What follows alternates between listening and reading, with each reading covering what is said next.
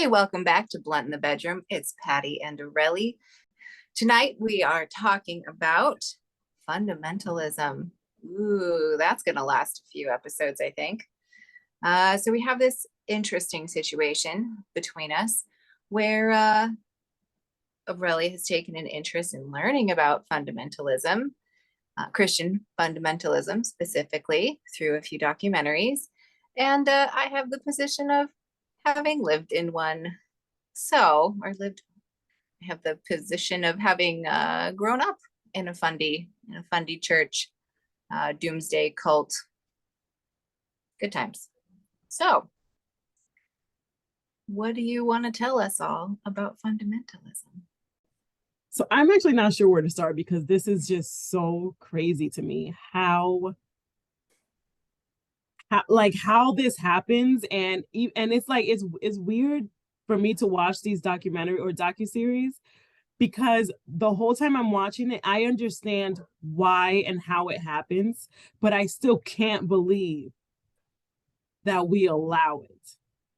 Like, and then to hear these people speak about it is like everyone else is wrong, and the things that they say, it makes sense because which, like, a lot of narcissists and and psychopaths and stuff, they mix things that make sense with things that don't. With they start you out with things that make sense, and then they start sneaking in, and this is how much further we have to go. And so you hear it whenever these people speak, like, for example, saying, God wants us to be hardworking people and contribute to the community and stuff, right? Okay, right? That right there makes sense. Sure. But then you start seeing, and God wants us to raise really obedient children because the mother goes, above them, and then the father goes above them, and then God goes above them. So the children need to be obedient. So we have to abuse them to the point where they're literally doing slave labor to build up their businesses and stuff for the people that represent God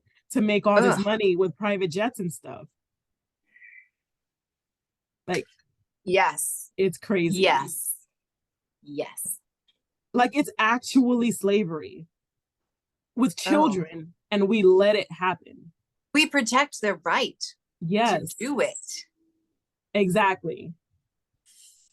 Like I literally saw, and it wasn't just with the oh my gosh, what was the name of the Duggar documentary? Shiny Happy People, which is a weirdly appropriate title because it's weird how that woman, the mother, I forgot her name, she has a vibe of a grenade. Like, you have to carefully keep her together because if you ever like pull the pin, it's all gonna like explode. She does not have a calm energy as the what she portrays.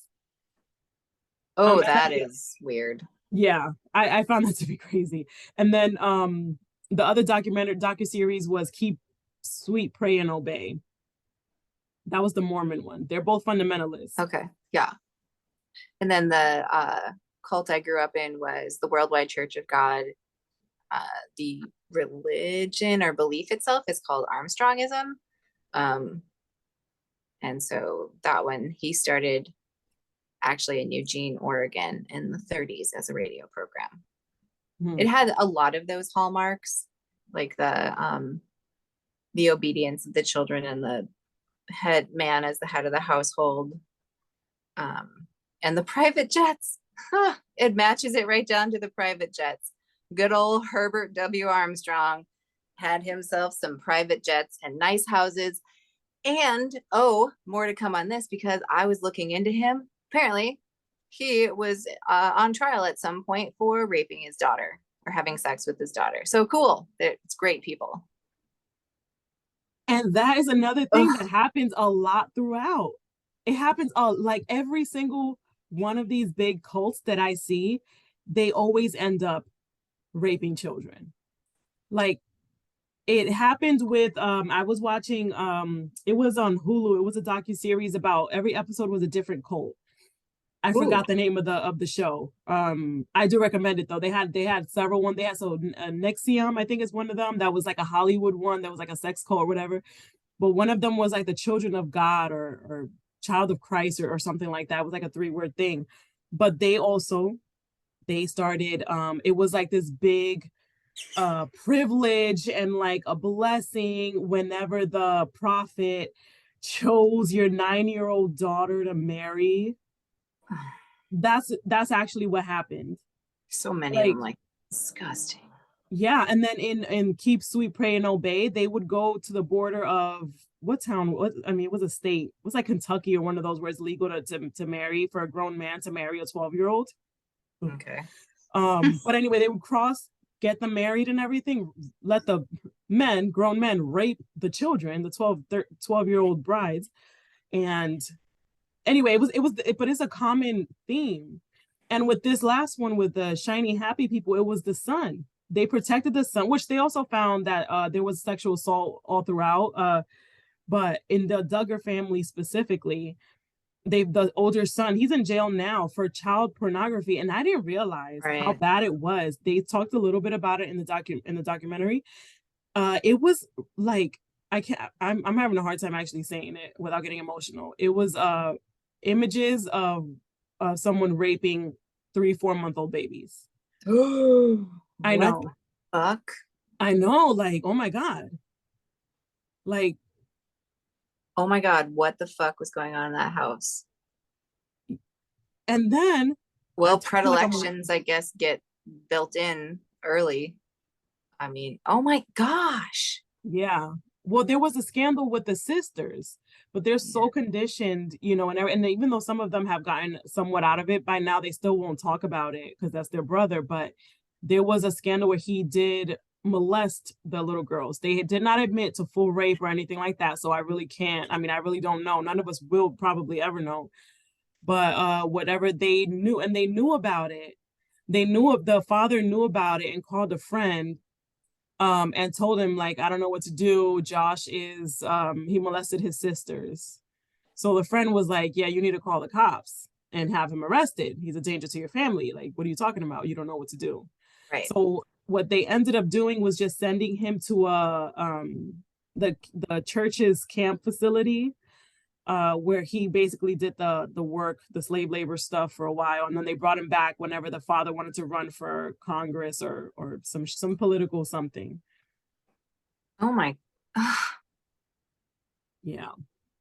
Well, okay. So, I mean, so obviously, gross conditions, like controlling conditions, are perfect breeding grounds for things like Josh Duggar, Yes. right? Mm-hmm. Yeah, because the repression would have been so strong. Probably the kids are already getting spanked and things, right? They even start with what, blanket training? Yes. Okay, so do you want to give your understanding of blanket training from watching the video of it, or do you not? Did So they include that? they did. She talked about it. The mother talked about, because they promote this to their audience. They, in their mega churches, they actually talk about it. So there's videos of her actually saying these things, but they really advocate for blanket training because the goal is to have perfectly obedient children that don't cry even while you're beating them. You have to beat them until they stop crying. But the way she Oh, explained blanket training is you get the baby, usually, so a small baby, maybe around 6 months old or so, and they have to sit on the blanket quietly. And if they try to, and then you put a toy out of their reach, they specifically talked about this. You put a toy out of their reach, and every time they go to reach for that toy, you beat them. So yeah, no curiosity. You stop that curiosity. and No, you could see it don't in be the way that curious. those kids are even still. Like, I mean, and somebody else talked, because the documentary also had people that used to be in the what is it, LBLP, whatever, the cult that they were all in. So there was people that, like, they're adults now, but they were raised there, and they talk about how sometimes they would get beaten for so long because the whole goal is to beat them until they stop crying. So you beat a kid, they cry because they're hurt. So at first they're probably crying because they're children, and they wanted an extra cookie or whatever normal thing children cry about because they, have all the feelings and they don't know how to people yet. Right. So, probably they start crying for something normal, and then you beat them because they're crying and they shouldn't be. And then now they're crying, and you got to keep beating them until they don't cry anymore. It could take hours. And how can a parent do that? How can they start doing that and be that convinced that that's the right thing to do? Do they not look in their child's eyes and see? Can they not see the shock in their children's face? The hurt, the probably betrayal. Wouldn't you think? Even if the baby's like 2 months old, I mean, God, why would you do it? But whenever they start doing that, I mean, it's like the first shock of gravity. Like, you're in a new world now. Violence exists. Yeah. Fuck. And it comes in the form of love. Like that's what love looks like. Yeah. Oh, the video you sent where the man was spanking the child, not nearly as hard as I know they actually would, and then forcing the child to fucking give him a hug, to like thank him or something for the spanking and teaching. And if he didn't give a like meaningful, tight enough hug, he spanked him again. And then the kid really squeezed on for that hug. What? I mean, psychopaths. It's like started by a psychopath and added on to by other psychopaths. And then I don't even know like where did we go wrong with the people who like are okay, like fall for that or are okay with that? Like, it has to be generational, because how the hell are they bringing people in from the outside for that shit? Unless they're a psychopath. And I know I'm using those terms incredibly loosely. I'm not a doctor. Well, I mean, I do think that there has to be some sort of like sociopath or something like that in there, because there's no way that like, I mean, because that kind of environment like you could thrive with being a psychopath. So yeah. So did we break those people, or do some people just come out wired that way and there's just like nothing we could have done? I think they come out wired that way, and because of the way that our society works, people like that can thrive. You can do very well if you don't care about the people you step on your way up. You could do anybody can do very well if you were able to just shut off a switch, like flip a switch that I no longer care about how I hurt people. I could absolutely go around robbing banks and stealing from people and lying and betraying and whatever. You'd be much smarter than robbing a bank. I know you would. I would be smarter than that. But see, that is what I was like, I'm capable as far as like logistically, but emotionally, I have like my morals. I could never do that. I could never like get far ahead by hurting other people. Where do your morals come from? This is good. That's a good question. I think epigenetics is involved. I think energy is involved. I think that some people are born with much heavier, darker energy than I think that just ends up being around them or somehow getting on them. And so I don't know. And I think it has to be that. I know narcissists are made, psychopaths are born. That's what they say. That's interesting. That is a good path of where our morals come from. Because fundies would say that God. And so the thing is, they would go so far as to say that God's morals are perfect.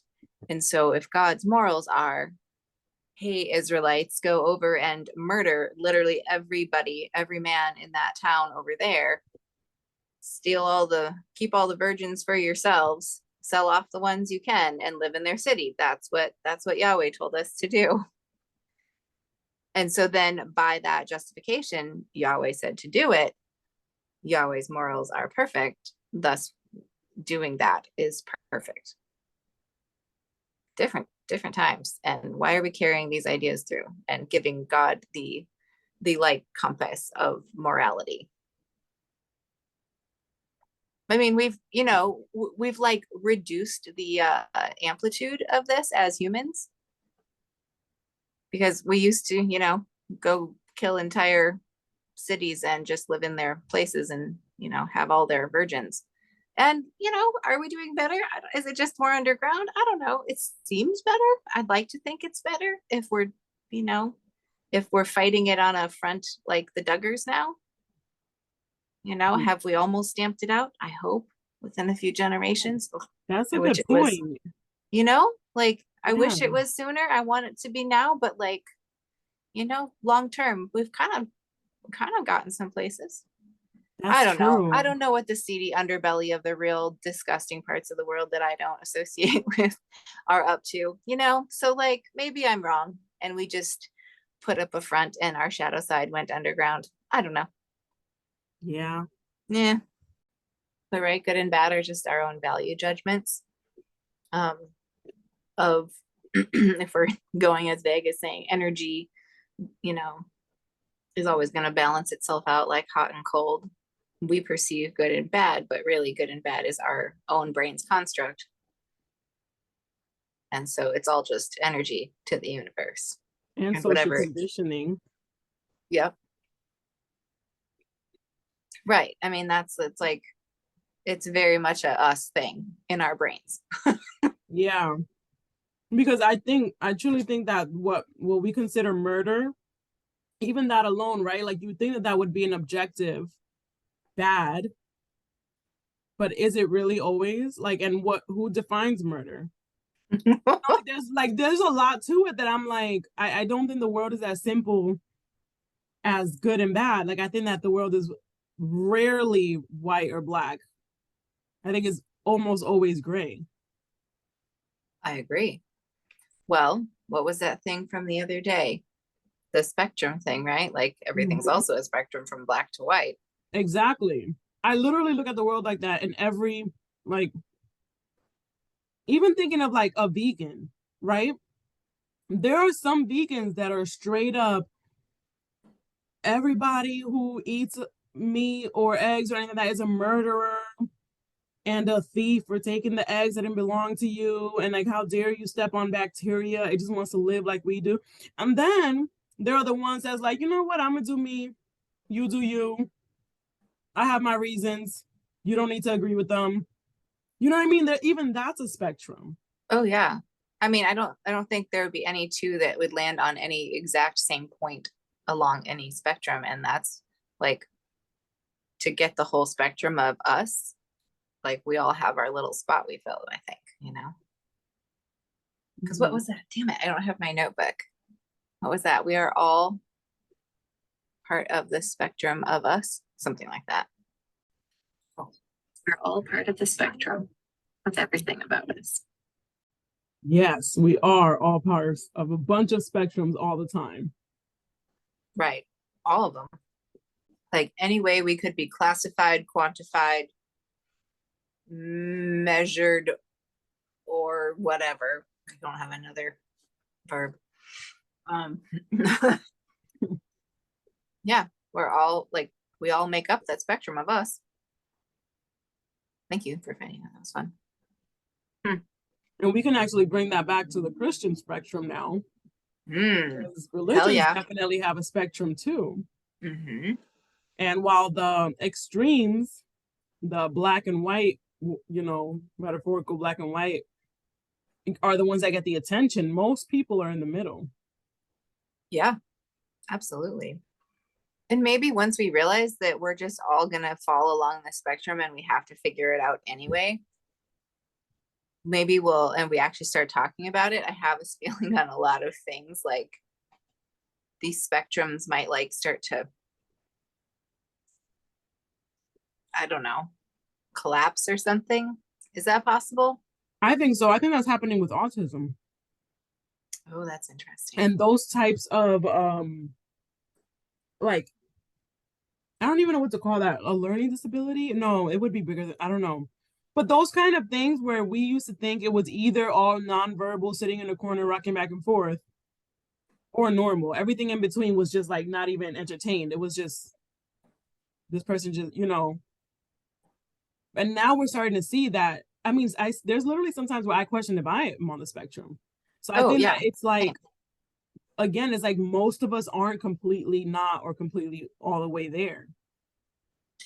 And what if a bunch of those kids that were the like wear a helmet, have to go in a cage so you don't break yourself against the wall, or I met a kid like that. I guess that's why I say that. It's very sad. What if those are the kids that were blanket trained and they were the little brains that were not going to be able to handle, like that weren't going to just break? The ones that were blanket trained in a previous life? No, like And were born like that that were way? blanket trained when they were little, before like the autism stuff was coming through as clear, because I think that stuff doesn't usually start to show up until 2 or 3, because they usually Yeah. get to that point and then there's like a regression. Mm-hmm. So I mean, if these babies are being abused and they've got the wiring for such things, like the expression of their brain wiring could look that severe in their behavior because of their parental inputs and their life experience inputs.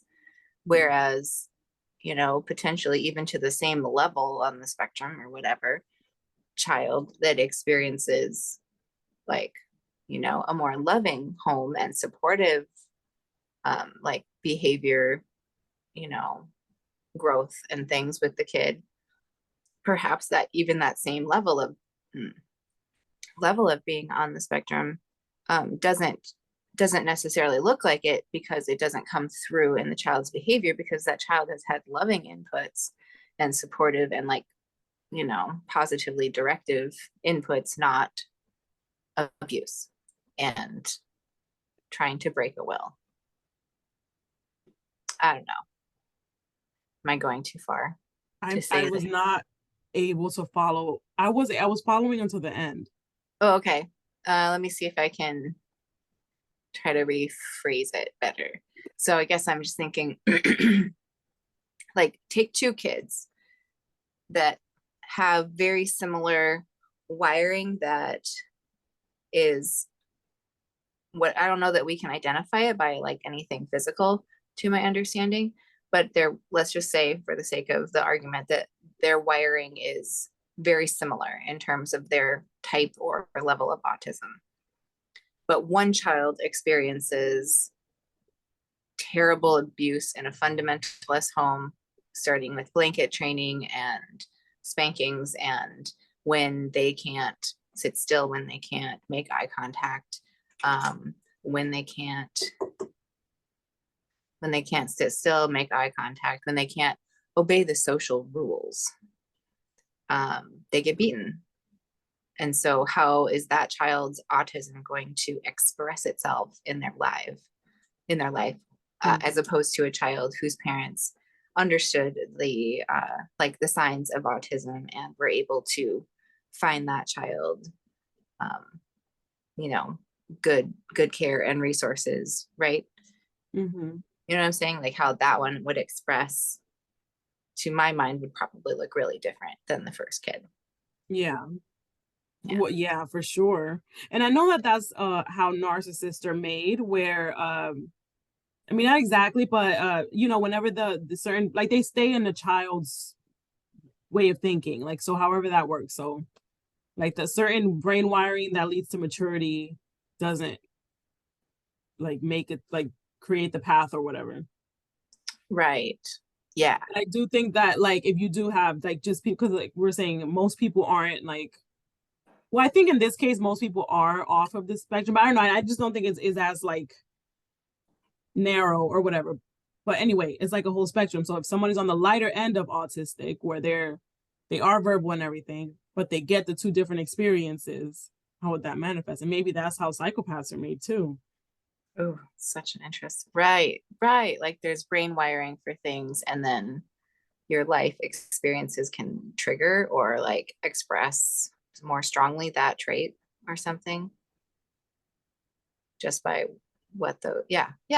Well, because if autistic person who needs repetition and things like that, and they need a certain like they need a certain structure and things like that, if what this autistic person gets, or this person with autism, I think we're supposed to say person with autism, not autistic person. Oh, I think that's okay. just political. So I'm going to start doing that from now. And I apologize for whoever's listening to this. That was unintentional, but We're learning. Yeah. So if the person with autism, like a mild, he's on the lighter end of the spectrum,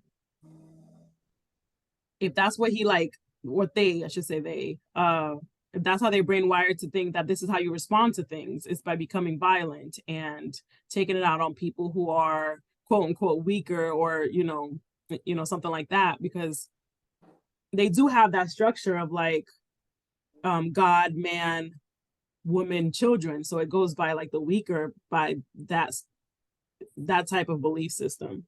Totally. Right. It doesn't get more patriarchal and hierarchical all in one than that. Yeah. Cute. Down with the patriarchy.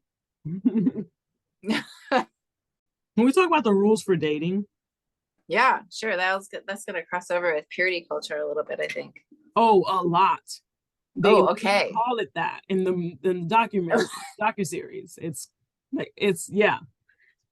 Okay. That's exactly what it is, from like right from baby or whatever. That is the gift. That is a something that belongs to your virginity. It's something that belongs to the man that God chooses for you.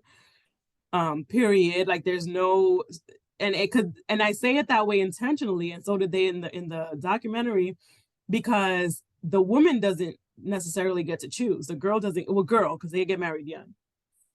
The girl doesn't really get to choose. The father would choose, and it's like that's who God chose for you. So even if you're scared of this person, even if you don't feel at all safe, if there's no attraction, you don't get to say no.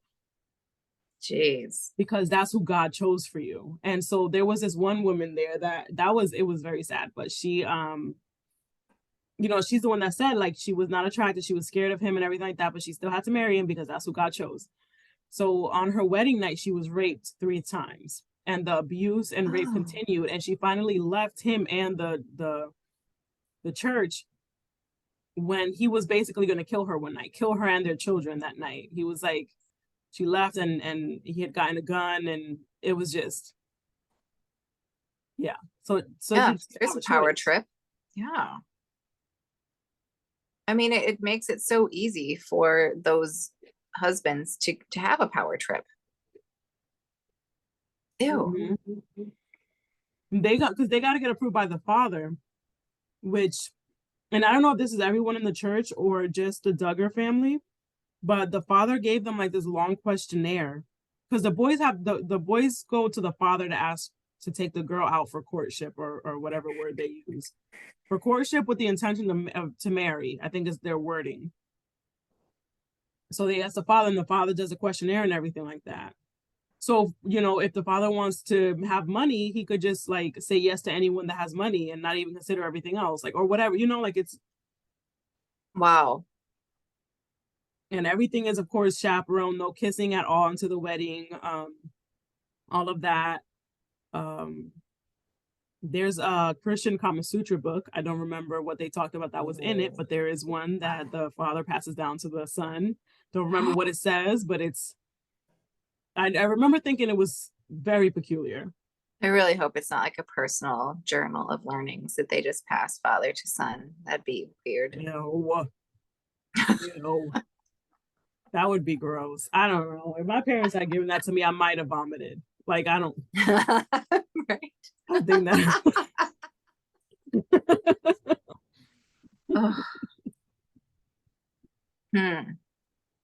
Wow. So I had an interesting mix of that, because I had the fundamentalist church experience, and my my dad was from the Midwest, so he brought like Midwest fundamental, I don't know, whatever, Midwest, at least 1950s mainstream Christian values with him. But the church was definitely no sex before marriage. I don't think they banned kissing, but then I banned kissing for myself because I read books about I Kiss Dating Goodbye and like 90s purity culture stuff. So I don't know. I didn't get as much of like abusive stuff about it, I don't think. Other than masturbating was super like shame inducing. Like, oh yes, because I was told my body was for my husband. Yes. So it was like what you described, light, kind of. Yeah, Like, this is definitely an extreme case for yeah, sure.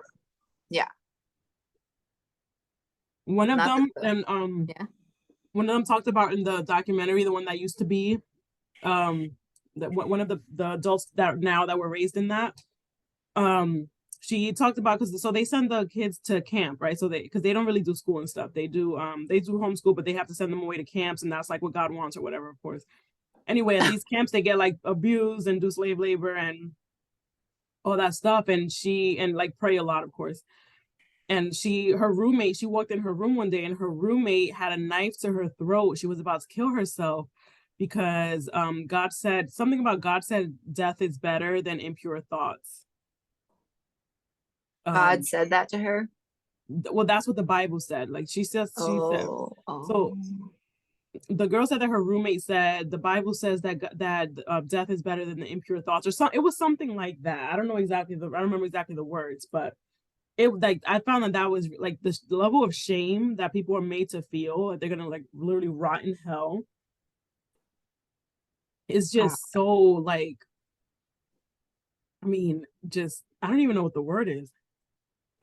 It's a pleasant thing to teach your 6-year-old. Make you behave if you actually believe it. Another thing that they talked about that I just remembered, I can't believe I forgot about it just now. Rape isn't a bad thing. This is what they teach the girls. Rape isn't a bad thing unless you don't pray out to God to save you in the moment. Because if you don't, that was like a test you failed, and it's the girl's fault. If you pray to God, he's gonna fix it or somehow or whatever, and then that is like brings you higher up because you were able to like talk to God or some craziness like that.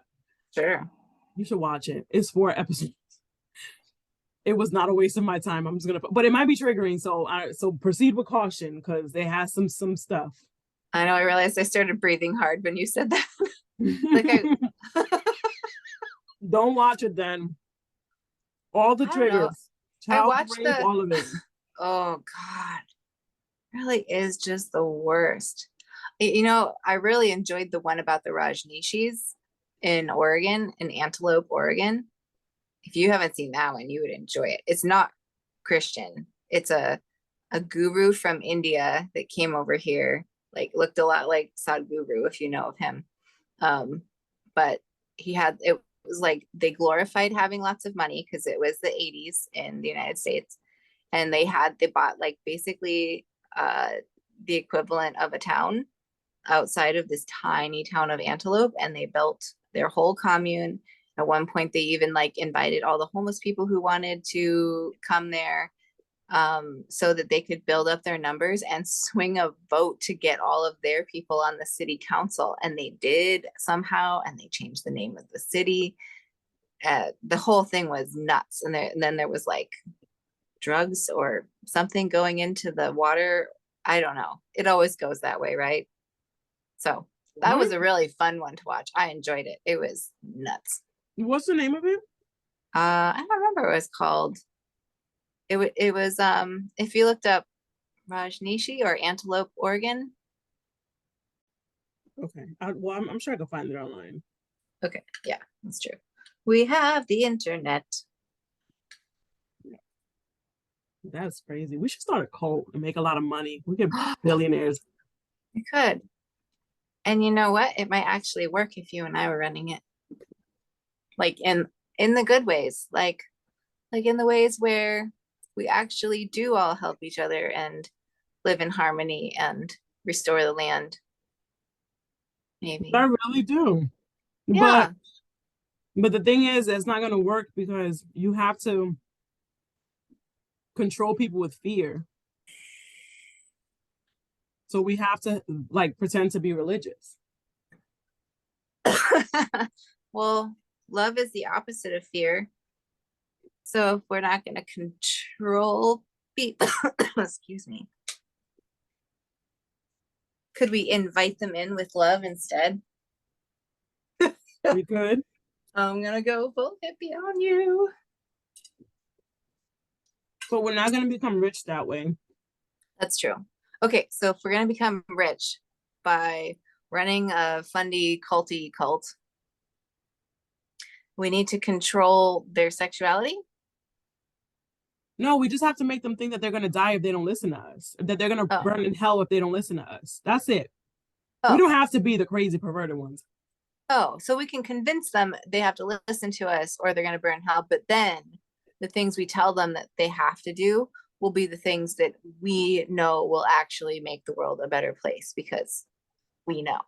Well, yeah, like I would start, for example, with God created the earth in 7 days. He created it for humans, and people are just treating it terribly. This is a smack in the face to God, and that's why there are hurricanes and tornadoes and all these things. God is angry, so he's taking it out on us using nature.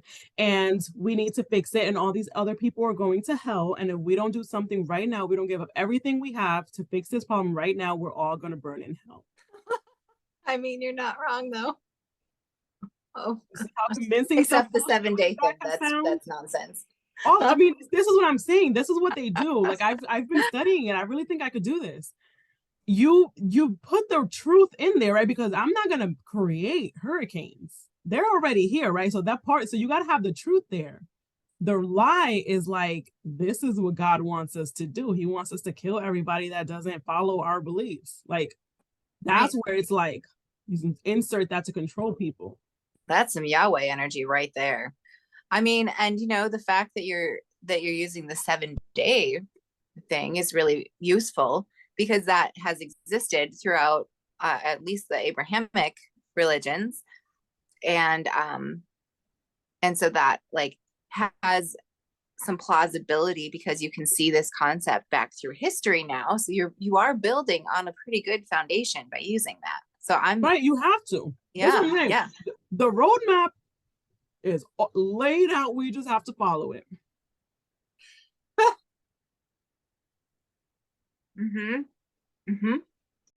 So I'm definitely full of it. I can't do that. I said I'm definitely full of it. I can't do that. I see how it's done. I understand how to do it. I know how to do it. I just don't have the heart to do it. And I can't, like, you, if you want to be one of these people, like their narcissism, like they can absolutely fake believing the shit that they're saying. You know what I mean? Like they can fake it. They can like really convince people, and they won't even like feel the need to look down at somebody for believing the bullshit that you just fed them. Can I do that? Probably not. Right. I couldn't fake it that good.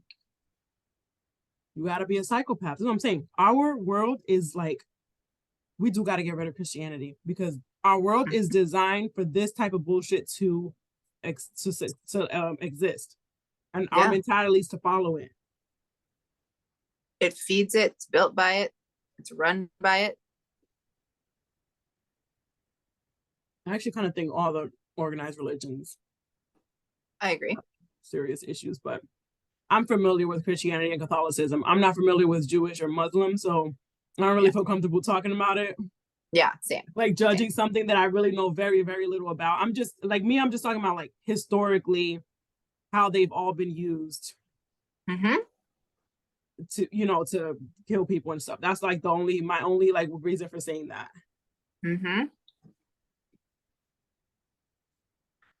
Well, and maybe I shouldn't be going on about Yahweh, but I'm taking a class right now, so I feel like I can at least talk about the stuff I learned in the class, but we'll see.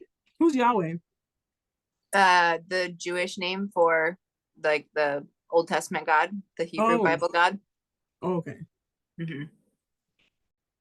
Today in my lecture, I was learning about the ancient Israelite festivals, and they were all agrarian. They were all around planting and harvest. And oddly, the festivals, like the oldest Israelite festivals that we have record of from 1200 BC, yes, 1200 BCE, are very much the same holy days that the Worldwide Church of God appropriated and used as the basis for their holy days, was these very ancient Israelite planting and harvest festivals. Yeah, so that was weird and fun to realize, like, this, I got to participate in this weird white nationalist Christian doomsday cult appropriation of a 3,500-year-old ancient religion. Isn't that weird? Yeah.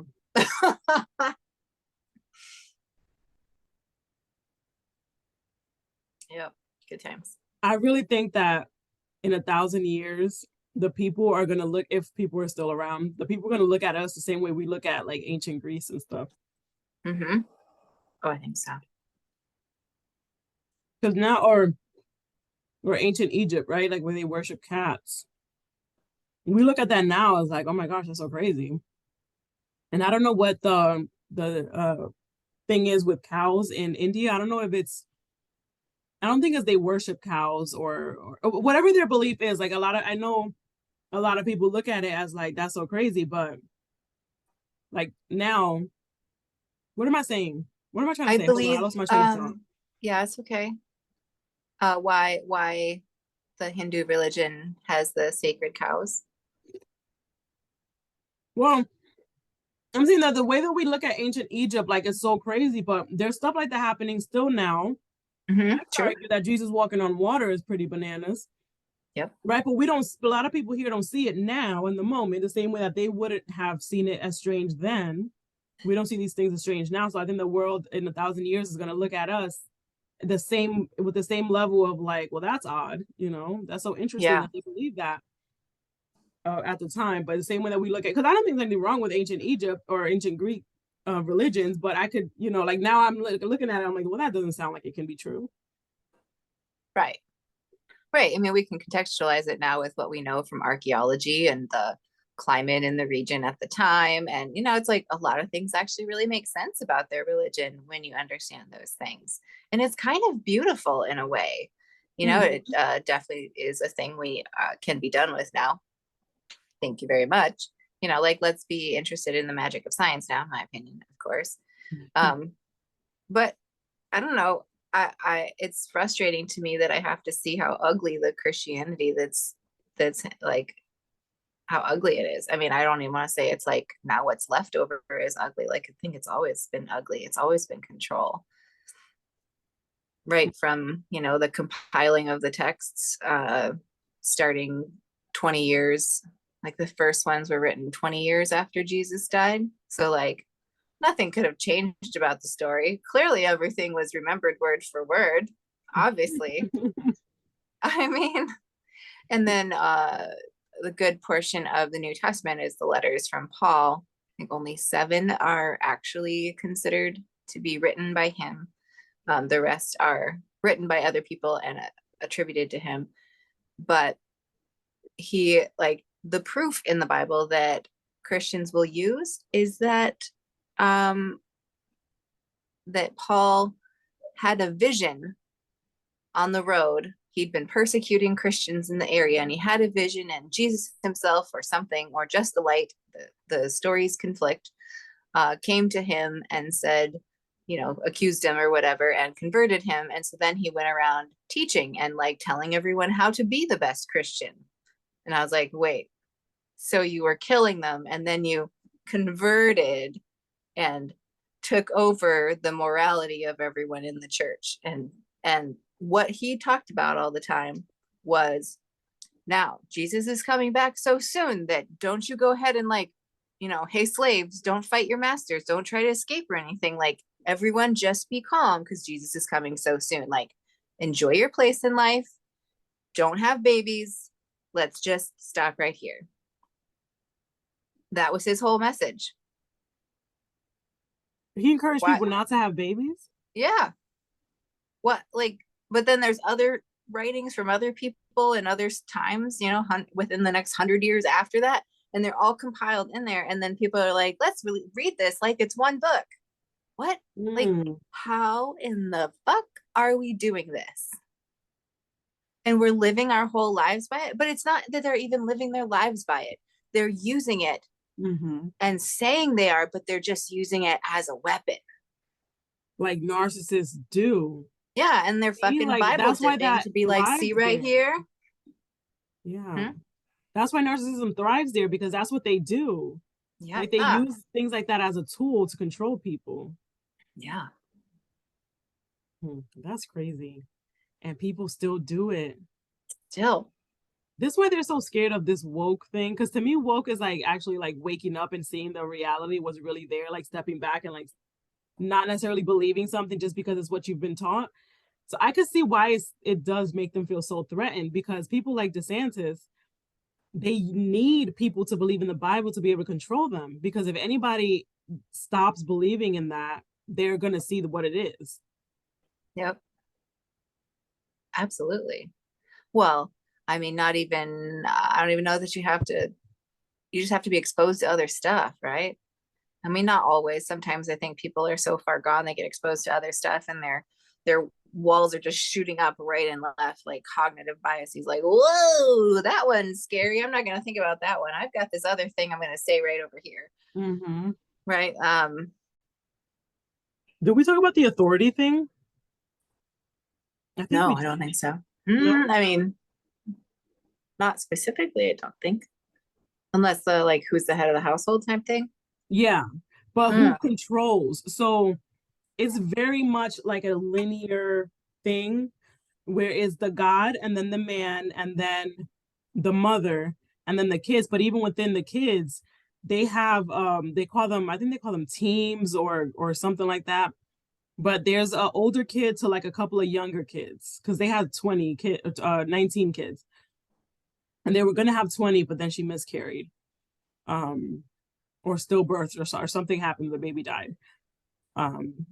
So anyway, but that's how so even with the little kids, you can see them staring at the older kids that like have the authority over them. That in the same way, where like, this is how I have to act. Like, yes, I'm ready to receive your instruction. Yeah. Ew. Like, let me pay attention exactly to what you're saying, because it's gonna influence anything I say. Like, like it's gonna guide what I say. That's how it looks like to me, the way they stare at each other. I mean, it's efficient, I guess. It is. And that's one of those, they hide the truth. They hide the lies in the truth. Because if you looked at it completely from the outside, which is what most of us did on those TV shows, I have a serious issue with older siblings raising younger siblings, so I couldn't stand that show. Like, I think I maybe watched half an episode and was just like, no. But yes. So it always rubbed me the wrong way, just from that alone. This is before I knew all of this other stuff. But if you look at it from a TV, it's like, oh my gosh, my child is so energetic and has all these issues and like won't listen to me and won't do their homework, and these kids are perfect. Let me do what they do. They've obviously got it right. Yeah. And the father even said in the TV show, he has his kids he has his family so under control that they, even with the TV cameras in their face, you'll never know the truth. And he was right. Because no one ever did. That show went on for like 10 years. I think. It was for a long time. Because they started at like 15 kids, I think. Right. And then it was like a phenomenon because they kept changing the number. I feel like, I was still in an evangelicalist church at the time, and my in-laws, well, mother-in-law, talked about that show pretty frequently and was just tickled by how they had everything so organized. Or, a sentiment such as that. And I don't agree with it, of course, because I see the truth, and it always, to me, felt strange that those kids were like that. Even when I was younger, I was like, what? Like, that's like, it's weird. Like, they're not real people. They're like little robots. But Anyway, I Yeah. could see how somebody would look at that like, oh, they are so organized, because they are. But how did they get that way? They were blanket trained. You do what you do, period, no matter what. If it's uncomfortable, if it hurts, if you're tired, because the older kids raise the younger ones round the clock.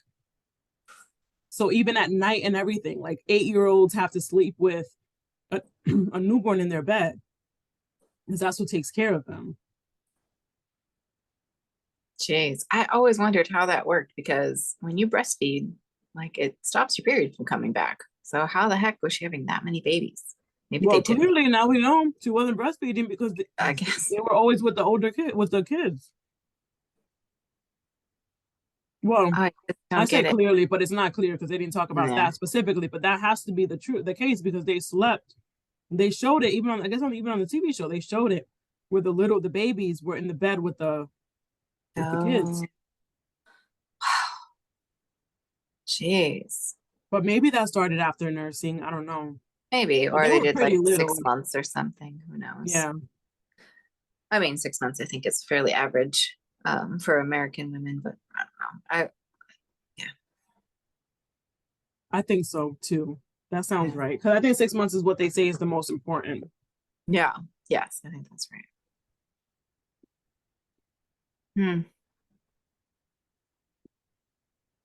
Mhm. Feel like I had a thought there for a minute. It went bloop out of my head. But I Sometimes think that the way that all that stuff happens is also what influences these girls getting married so young. I mean, they would want to get out of there and have their own kids to raise and their own, they mm-hmm. already, like, that's already been their training. So it's like doing it myself with one kid at a time is easier than, oh man. And then somebody else addressed at at the end of it, the documentary, that where the in the deconstruction space, I think is when it was. But they talked about people judging Josh Duggar's wife for not divorcing him. And so they were like, okay, why hasn't she divorced him? Let's think about it. This woman has no education, no money, because the women don't have any money. Even the kids, whenever they were adults, the father still kept the money. Even when the kids were adults and married and had their own show, the father was still getting all the money.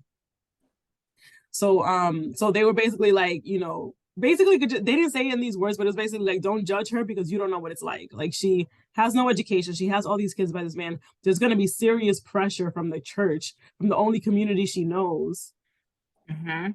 to stay or be excommunicated Right. with no Okay, resources and 5 kids or whatever many kids they have. right.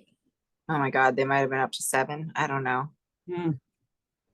It wasn't that many years ago that one of their younger daughters was still making headlines by getting married now and starting their family. It's just stop doing it. Stop. Oh my God, stop making more. Don't. Not if you're going to treat them like that. Why are you doing it? Why are you making it is it's like you're just making robots.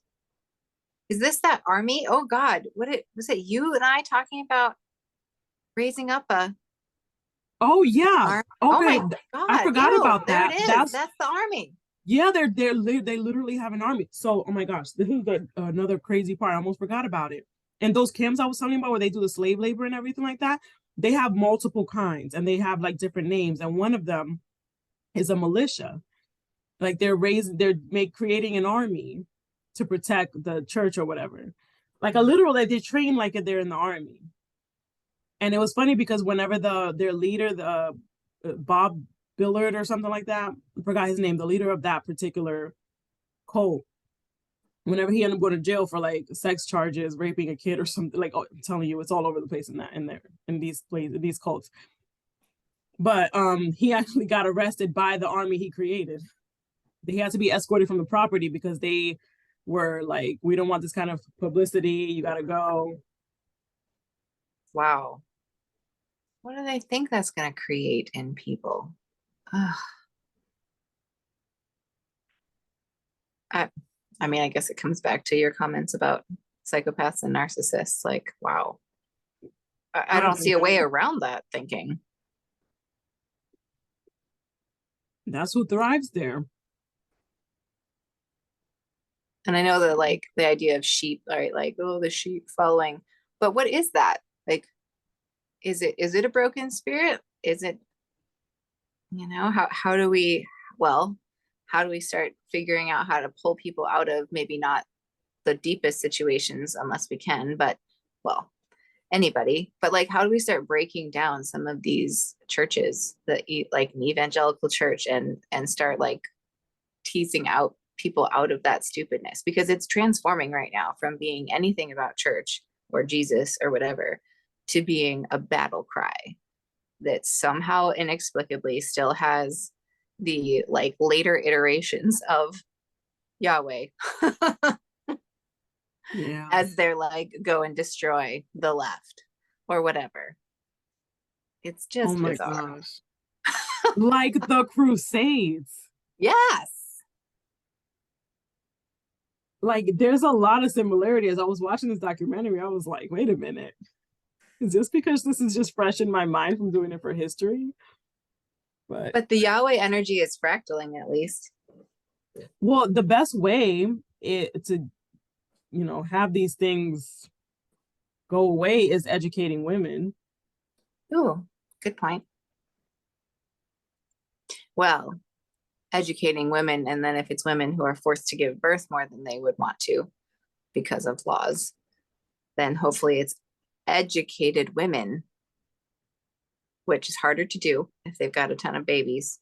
But if we can educate women, because internet, they're going to teach their children what's actually going on. And that's what it in tends to one happen. generation. Oh, okay. All yeah, right, whenever they leave these cults, look, I mean, look at you, right? You became educated and your children, you taught them right. Like, like that I was did. super judgy. I said taught them right. I meant like Mm. the truth. You I'll taught them stand to by pay it. attention to the reality. Yeah. Taught them right. Yeah, I guess I don't know, that one you could take all different ways. But yeah, I did. I mean, it was always with the spirit of I'm just gonna show you everything that I can about this place that I've figured out so far. Because I don't know, what else can I do? Here's what I've learned about the world. Here's how people react to things. And maybe that is super autistic. Let's just be real about that. See? Spectrums. Yeah. It's whatever place in the spectrum. Yeah. It's a brain style. It's a way of thinking of it. But I do think that was conditioned for me because the church I grew up in, the big thing was be in the world, but not of the world. And so I cultivated that notion. But you know what? Cultivating that notion meant I didn't end up buying into as much bullshit, and I was able to get out and look at things from the outside. So it kind of backfired on that because words. I know words. Yeah. And I think big thoughts. So I'm gonna come back like a boomerang and bust as many brains out of there as I can. That's what it is. It's like we're rescuing brains. Because honestly, we need every brain to make this planet work for all of us. We can't have brains stuck in nonsense like that. We need them working at full capacity. Yes. She said, like a mad scientist. We're going to come across as crazy in this episode because yes, I was talking about why and how I was going to start a cult, or we should start a cult. Yeah. And like seriously talked about it. And now you're talking about this. We're going to end up on FBI watch list. Good.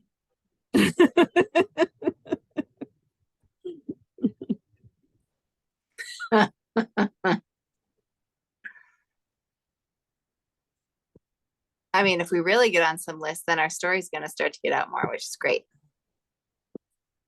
Yeah. No, I don't think we're going to do anything big like that. I'm going with like more of the butterfly effect type thing. Like we're starting something. I mean, hopefully there's lots of people starting some things that are really similar and on the same track to like whoosh out whatever energy has been here and like help us figure out something else, or whatever star we're coming into alignment with, or whatever the fuck is going on and making it all happen. I don't know. I love the fact that we don't know what all happens. We can just observe it, describe what the heavens are doing. The heavens. But we don't really know. Like, I think, look what the sun does for us. Why are not all those other stars doing something of a smaller degree for us and buffeting us about with their energy, and we're interpreting it as this life? I like ideas like that. Sorry, I did it again. This is definitely blunt in the bedroom episode because I've been smoking a lot of weed tonight. Wait, again, I wasn't able to follow until the end. Yeah, I'm sorry. I'm sorry. This is me going to church, dear friend. This is me going to church now. This is where I find my sanctuary of big thoughts about the world. Yeah. And maybe that's all that anyone was ever really needing from religion. That and the mythology that helped us understand, like, oh, maybe we should watch out because sometimes things flood. Boats are good. Books do that now. Yeah. And well, not even just books. We have recordings and all kind of stuff and data and machinery. And videos. I mean, if we had eternity, we could live all the lifetimes through like VR experiences. So maybe that's the singularity, where whatever we are just ends up becoming aware of all of ourselves because we're all just one thing. Nope, you lost me again. Yeah, I know. I kind of lost myself, but I stand by it. Whatever I just said.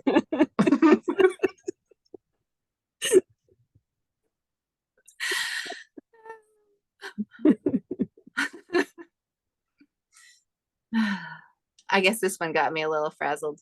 I was pretty triggered about all this stuff because that was really real stuff. Yeah. It was horrible watching those videos. It was horrible. I mean, I'm okay. I'm glad I watched them, and I would watch them. What I sent you? Yeah, I mean, you told me you did a very good job saying trigger warning, delete this if you don't want to see this. So you did a great job. I chose to. I should have with the first one. I didn't even think about it until after, and I'm watching and I'm like, wait a minute. Patty said something about this to me before. Let me make sure she knows. No, it's okay. She's about to walk into. My first thought was, oh, he's not hitting nearly as hard as he would actually be hitting. That was what I thought. And then so you didn't watch the second one? Oh, I did. I watched it. Okay, because that one was showing how you're really supposed to do it.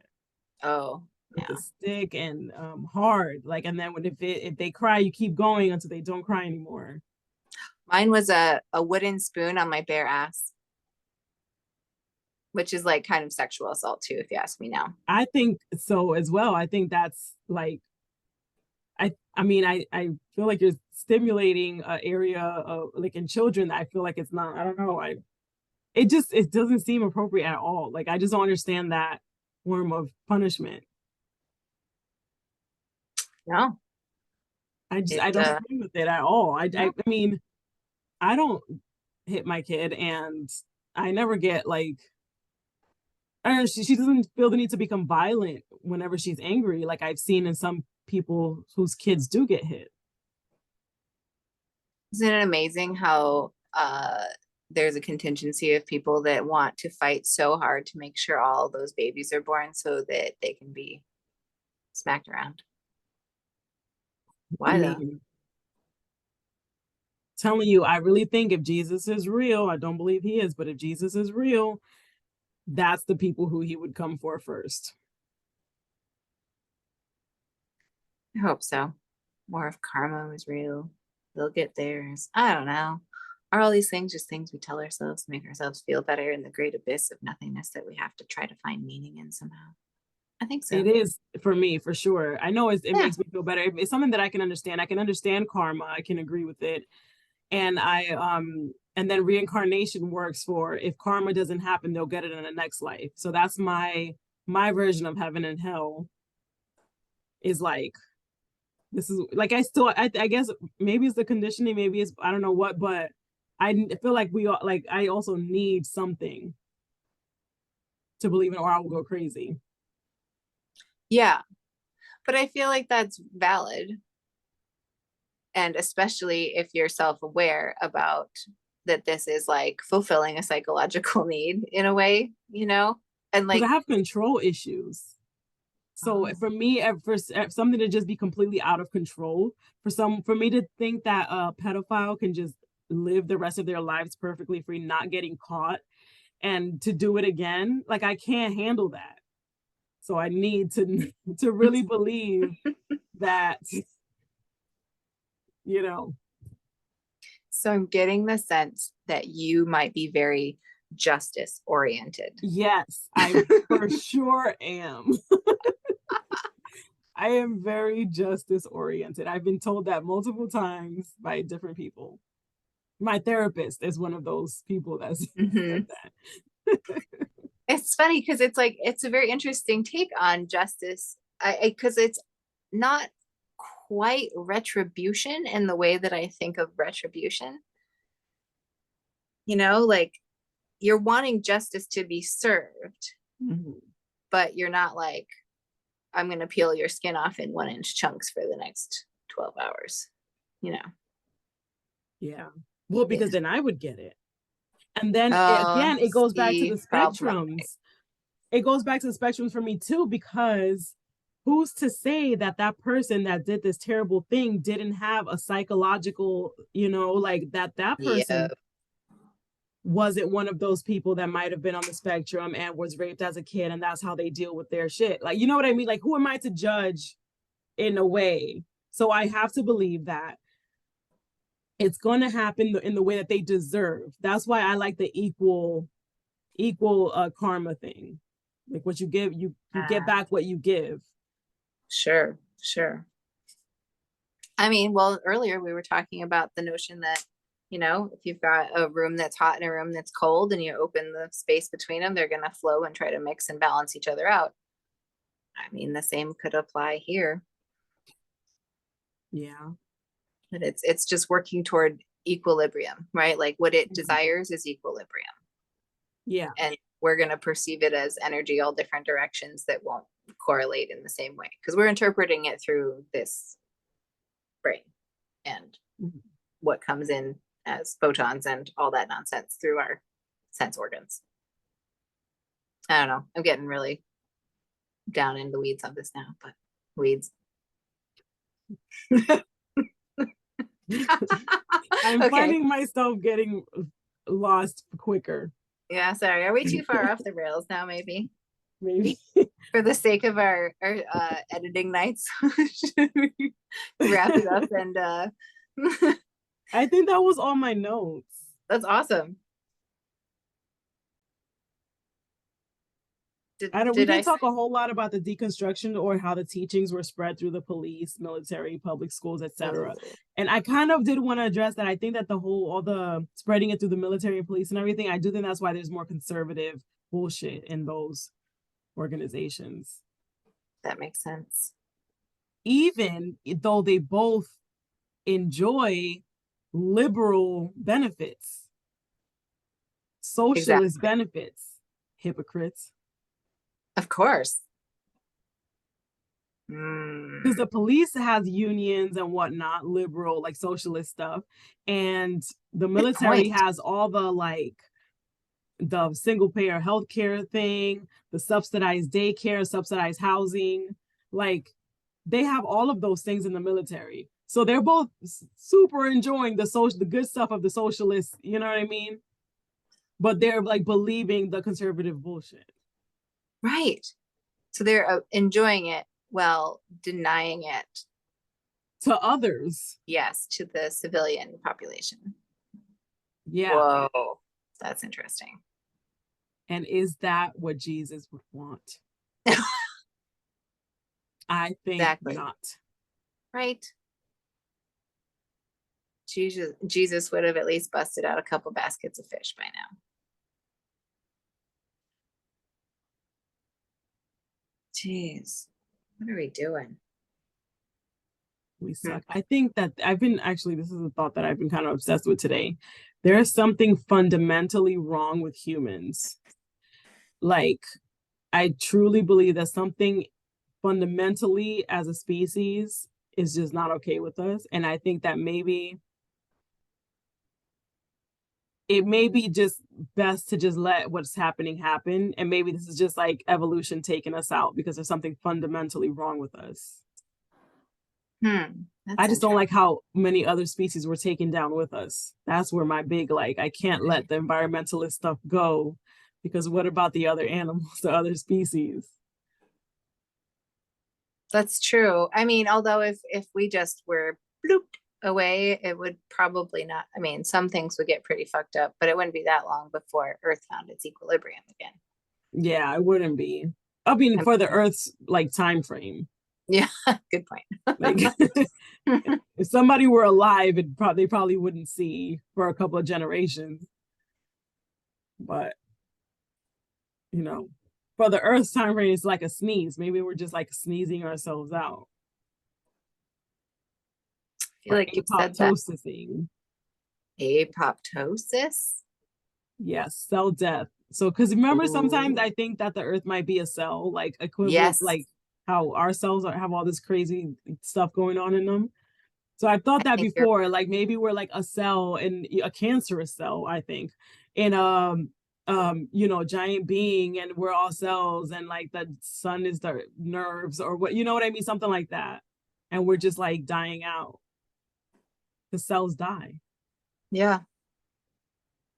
I mean, maybe, but also, you know, it's like, are we waiting? What are we thinking? Are we thinking we're actually gonna all perish soon? Sorry, I'm stuttering all over the place now. Well, or do you just think like humanity will be, well, not soon according to us, but soon according to the Earth time? Yeah, okay. I don't think that the Earth is going to see humans for that long, relatively speaking, compared to like sharks and alligators. Oh, yeah, good point. Yeah. That's why I think like is important for us to like see it from the perspective of for as far out as we need to go. Because if we think about it from where we stand, which is what tends to be very anthropocentric ways of thinking humans usually have. So we think like, oh, 100 years is so long. Like, oh my gosh, this volcano is going to erupt any day now. It's 100 years past due. But that's like a blink to the Earth, not even. Absolutely.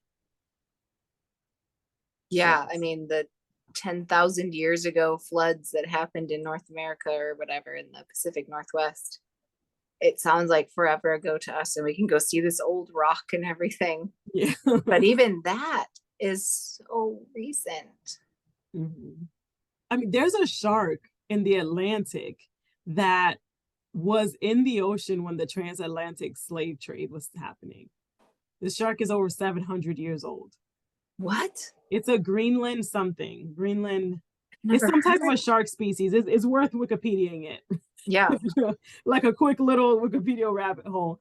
But yeah, this shark is over 700 years old. I forgot the name, like grandma or something like that. And she's been around since, I think that's really freaky to think about. Climate has changed, like, since she's been, like, the whole time she's been alive. Like, it's just like crazy to me. Like, and I'm not talking about the species has been around. I'm talking about this particular shark has been alive since then. Wow. Greenland shark, you said? Yeah, it's like Greenland something shark, but that might just be the one that evolved to live closer up to the surface. What if there's a ton more animals just like that have been around for that many centuries and are even like older, but we just, you know, they just are usually deeper down. Well, do you know about the coelacanth? It's a bony fish. It was like, they thought it was extinct. We have tons of fossils of it from a long time ago, and then like no fossils. And then within the last 10 years, they found some alive. Yeah.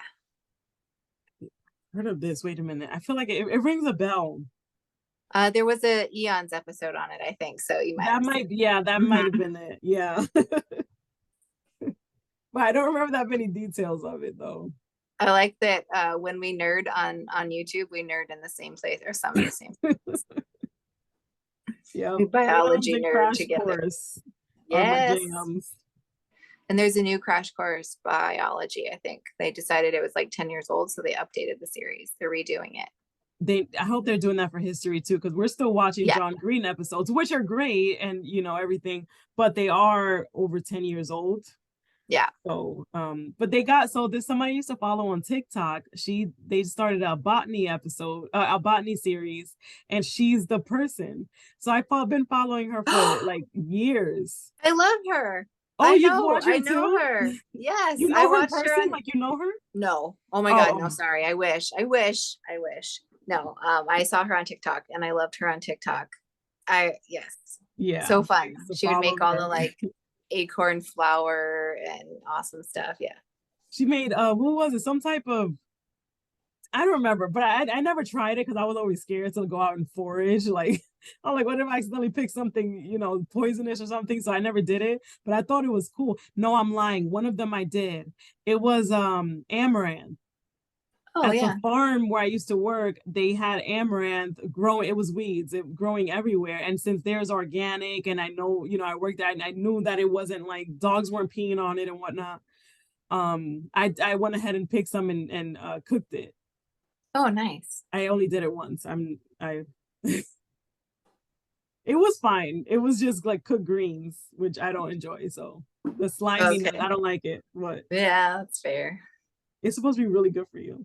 Yeah, nice. What was I gonna? Oh, the shark. Oh yeah, I found it. Oh, you did? Okay. Yeah. What's the name of it? It's the Greenland shark. Oh, it is a Greenland shark. Okay. It just says Greenland shark though. It says 250 years for sure, and I think maybe up to 500 years. Yeah. Well, it was this one particular one, Just like individual that was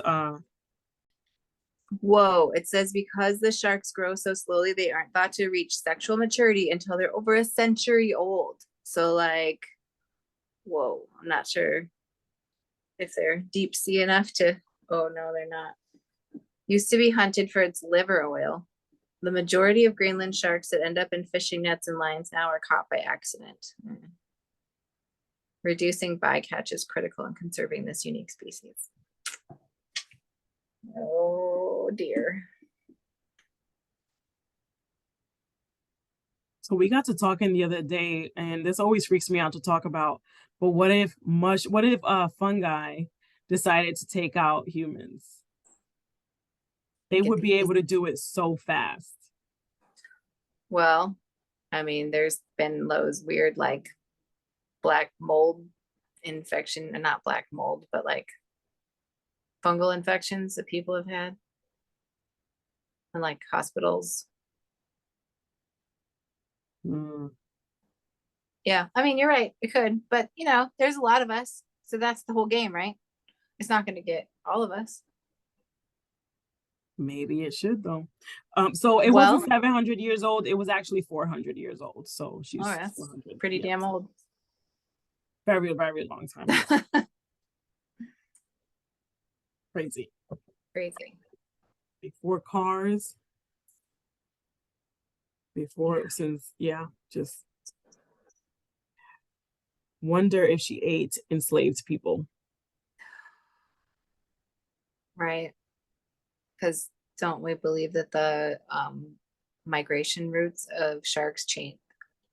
Well, yeah. There's like evidence. Yeah, like it did. Okay, that was proved, yeah. Yeah. So bizarre and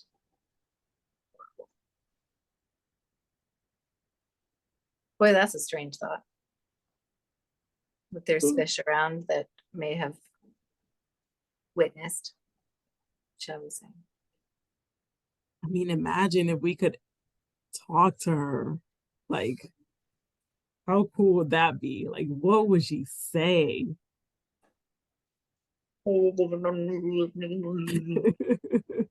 Sorry.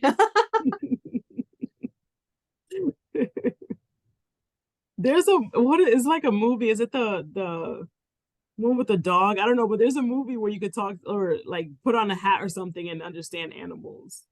Oh, yeah. I mean, movies are great for inexplicably being able to understand animals. Yeah. I think it's like a favorite fantasy of people's.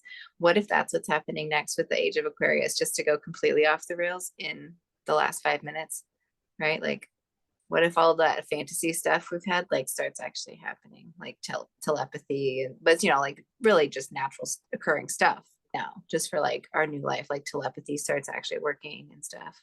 That would be so cool. I'd be into it. But if I could get one superpower, it would be to speak and understand all languages. Of any superpowers, that's what you pick? That's what I would pick. Of Yes. any superpowers. Yes. I've thought about this. It makes sense. So. It does sound wonderful, doesn't it? I have said often, if we could go all Matrix on it, and like I just have a port and you could just go like, although let's maybe not do that now. Never mind. No ports. We can have Bluetooth. It's fine. But whatever we do, right? Like if I could have all the languages uploaded into my brain, I would always have wanted that. So we're on the same track there. Yeah. Yeah. If that was an option, if it was I could just upload instead of it being a superpower, then I would probably be able to fly. What about you? Oh, that's fair. I don't know if I've ever really given this enough thought, to be honest. Somebody asked me that on a dating app once. That's why I've put thought into it. And I said something like basic as hell, like telepathy or some shit. And yeah, never spoke to that person again. So I wondered after that, I was like, I wonder if it was from my response. I was like, that was kind of basic. Let me think about it. And so anyway, that's how I decided to speak and understand all languages thing. I like it. I mean, and think how far that could go too, because I think a lot of things get lost in translation because words within the English language among two English speakers, even from the same region of the same country, can have kind of different associations that are partially personal, partially cultural, whatever the cultures they belong to, like the baggage that they're going to bring along to all the words that are used. And then layer on top of that, translating it appropriately and to capture the right sentiment to another language. Like, it's got to have a little bit of a different vibe, like every world it goes to, because and then it's also being like seen through those lenses, right? Where did I go? How did I get here? You were explaining why the language thing would be so useful. Oh yeah. Okay. Yes. Okay. All of that to say, thanks for bringing it home. Yeah, that we could avoid that if you were someone who actually spoke all of them, like especially if it was with understanding. Like, we can't obviously attest to everybody's personal experience, but if we can at least get the language right and like how it's used among real speakers of it, I don't know, it's still mushy. Language is too mushy. Yeah, but it would help, right, if we could talk to everybody in their language, because everyone needs to listen to us and do all the things we say, right? Well, the reason that I was thinking it whenever I decided that it was way more self-serving, it was because I want to be able to watch and understand everything on Netflix and like all, because they seem like a lot of the Asian shows look so good. But if I try to watch it, I can, like, reading the subtitles, I feel like I miss seeing things and that's going on. So I'd rather be able to watch that. And then also I like to travel. And I like to travel and I would love to experience with the locals, not just like the more expensive English tours. I'd actually want to be able to like, go to a little, cafe in the middle of nowhere in Italy and be able to speak to the person at the register. So that was where my thought with all that was. I love that. Use it for good too, but it was definitely self-serving at the time. That's fair. You are you have become extra wise and platitude in my eyes because of your ability to be so self-aware. Thank you. And honest, yes. Well, thank you. It's an honor. Okay, this has been Blunt in the Bedroom.